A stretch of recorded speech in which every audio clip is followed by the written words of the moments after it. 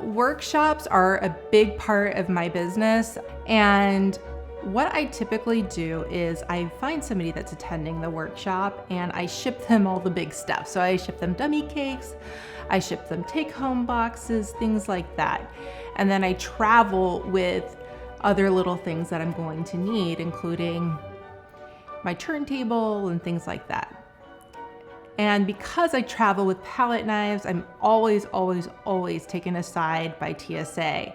And I go to a small airport, they should know me by now, but they have to inspect my palette knives every single time.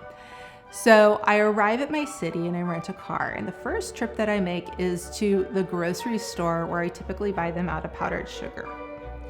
And I have to buy the butter and I have to buy all of the things that I need to make buttercream for 10 to 20 people. And for about 15 people, I'm gonna make about 45 pounds of buttercream. So I also travel with my hand mixer, and I am at an Airbnb typically.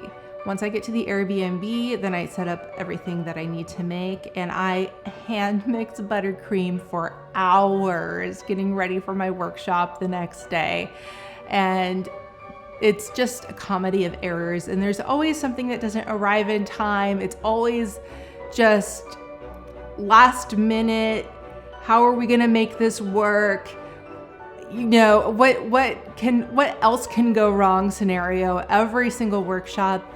But without fail, everybody has an amazing time. And that's been such a blessing during this time of COVID, is that I can come into a city and I can give people who are interested in cake decorating 8 hours where they get to focus very fervently on learning a new skill that has nothing to do with the virus. It has nothing to do with politics. They can meet some new friends, they can have lunch, and then they also leave with a marketable skill that they can use in their own bakeries, or they can, you know, make their kid's birthday cake or whatever. And so it's actually really fun, and I love teaching. That's been such a surprise to me. I didn't know that I would love teaching other people how to do what I do so much, and how much patience. It's almost like divinely given patience I have for people to learn this skill, and I'm not a typically patient person. So it's been a wild ride figuring out how to do workshops in each city that I go to, but it has been definitely the most rewarding part of my business.